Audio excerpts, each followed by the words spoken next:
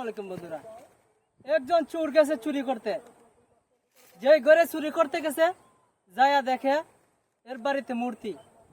তার মানে চোরে ভাবছে সে হিন্দু, তার ঘরে চুরি করে লাভ কি। সে এখান থেকে বেরিয়ে গেছে, যায়া গেছে আরেক বাড়িতে, যায়া গেছে এই ঘরে আরো বেশি মূর্তি। তখন কবর লিয়া দেখা যায় এক মানে খ্রিস্টান। তারপরে কয়, আরে চুরি করলে তো মুসলমানের ঘরে চুরি করবো, আমি খ্রিস্টানের ঘরে হিন্দুর ঘরে কেন চুরি করবো। যায়া চলে গেছে, পরে আরেক ঘরে গেছে, এক রাজপ্রাসাদের বাড়িতে গিয়ে চলে গেছে, গিয়া দেখে চুরি এক সিন্দুক ভাঙছে, ভাঙ্গা সারিয়া দেখে অনেকগুলি টাকা, টাকা আর টাকা।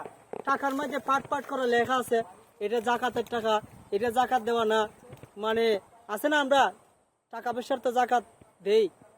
তারপরে এই জাকাত দেওয়ার টাকাগুলি নিচে, আর জাকাত না দেওয়ার টাকাগুলি আর হাতে নাই। পরে এমন তো অবস্থা, ফজরের নামাজের টাইম হয়ে গেছে। পরে কি করলো ওই সুর, কি করছে, ওই ঘরে যাই ওই দোতলার উপরে দিল আজান, ফজরের আজান। এই আজান দেওয়ার পরে ওই ঘরের মালিকে উনি ভাবছে যে আমার ঘরে আজান দিল কেটা দোতলার মধ্যে। পরে যায় দেখে ওই লোক কিন্তু একজন মানে ফরহেজগার লোক। উনি যায় তাহাজ্জুদের নামাজ পড়ছে, পড়ে যায় উনি দেখে যে একটি ছেলে দাঁড়ায় আছে। ওই ছেলেটা দাঁড়ায় আছে যে যেহেতু আজান দিছে, এখন কোনো লোক আসতে পারে জামাতের সাথে নামাজটা আদায় করে ফেলবো। পরে ওই লোককে জিজ্ঞাসা করলো সুরকে যে বাবা তুমি এখানে কি করে আসলে। হয় আমি আসছিলাম চুরি করার জন্য আসছিলাম। কি স্পষ্ট ক্লিয়ার, চুরি করার জন্য তুমি আমার ঘরে কিভাবে আসলে? আচ্ছা যাই হোক, তারপর তুমি দাঁড়াই আছো কেন? তুমি আমার টাকা পয়সা নিয়ে গেলে না কেন? ও আমি চুরি করার পরে দেখা যায় এমন তো অবস্থায় আমার ফজরের নামাজের টাইম হয়ে গেছে, তো ফজরের নামাজটা পড়েই যাই। হ্যাঁ, তারপরে উনি ভাবলেন যে বললেন যে তুমি আমার ঘরে আসার আগে আর কার ঘরে গেছো? ওই আমি এর আগে দুইজনের ঘরে গিয়েছি, একজন হিন্দু আর একজন খ্রিস্টান। তে ভাবলাম যে খ্রিস্টান আর হিন্দুর ঘরে চুরি করে লাভ কি, চুরি করলে মুসলমানের ঘরে চুরি করি।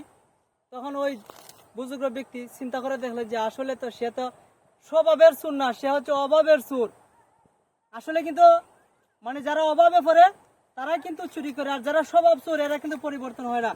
উনি চিন্তা করে দেখলেন যে যেহেতু ছেলেটা অভাবের চোর, সে অভাবে চুরি করতে আসছে, আসলে ছেলেটা ভালো বুজুর্গ ব্যক্তি, তার কাছে আমার মেয়েটা বিয়ে দিব, সে মনে মনে টার্গেট। ও ঠিক আছে, তুমি এখন আমার টাকা পয়সা নিলে না কেন? ওই এখন মালিকের সামনে আমি কিভাবে টাকা পয়সা নিয়ে যাব?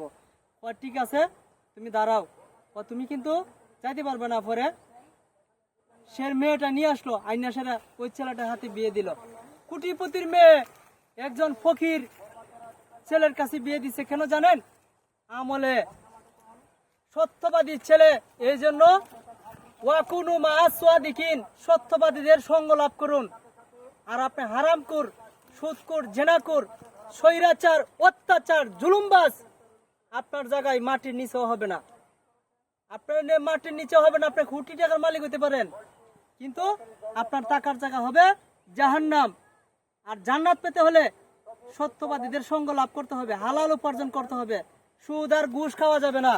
যারা ভিডিওটা দেখতেছেন অবশ্যই যারা লাইক করবেন এবং শেয়ার করে দিবেন, আর সাপোর্ট করবেন। Thank you so much. আল্লাহ, আসসালামু আলাইকুম।